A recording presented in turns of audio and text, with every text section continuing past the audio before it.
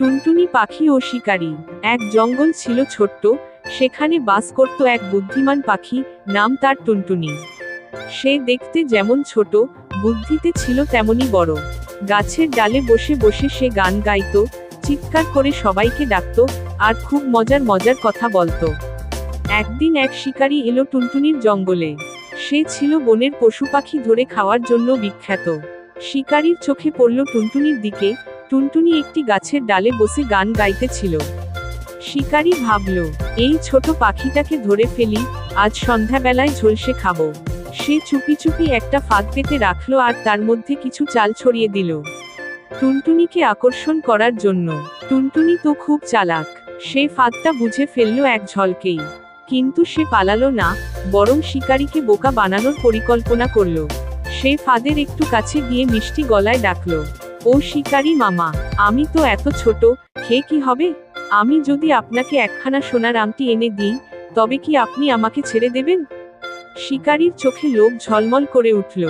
সে ভাবল, সোনার আংটি, আহা, একে এখন না খেয়ে যদি কাল ওর কাছ থেকে আংটি পাই, তো মন্দ কি?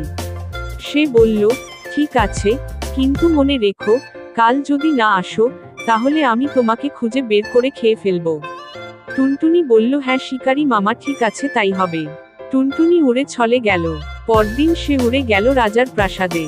রানী তখন স্নান করছিলেন, আর স্নানের আগে হাত থেকে আংটি খুলে একপাশে রেখেছিলেন। টুনটুনি চুপি চুপি গিয়ে সেই আংটি তুলে নিল, আর উড়ে চলে এলো শিকারীর কাছে। সে উড়ে এসে শিকারীর সামনে আংটিখানা ফেলে দিয়ে বলল, এই নিন শিকারী মামা, আপনার সোনার আংটি। কিন্তু মনে রাখবেন, ছোট বলে কাউকে দুর্বল ভাববেন না। শিকারী হাসলো আর মনে মনে ভাবল, এই ছোট্ট টুনটুনি আমার আর কি করবে। সে টুনটুনিকে আর ধরার চেষ্টা করল না। আর এদিকে রানীমা তার সোনার আংটি হারিয়ে যাওয়ায় চারিদিকে খোঁজা শুরু করে দিল। গ্রামে গ্রামে লোক পাঠালো, সবাইকে জিজ্ঞাসা করলো, কিন্তু কোথাও সোনার আংটির খোঁজ পেল না। ঠিক সে সময় টুনটুনি পাখি রানীমার কাছে এসে গান গাইতে লাগলো।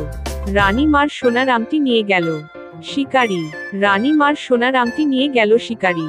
রানীমা জিজ্ঞাসা করলো, টুনটুনি, কি বলছো তুমি? টুনটুনি বলল, হ্যাঁ রানীমা, আপনার সোনার আংটি শিকারী নিয়ে গিয়েছে।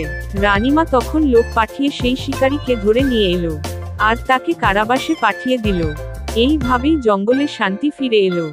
সকল পশু পাখি আনন্দে বাস করতে লাগলো। বুদ্ধি আর চতুরতায় শক্তিশালীকেও হারানো যায়। কখনো কাউকে ছোট বা দুর্বল ভেবে অবহেলা করা উচিত নয়।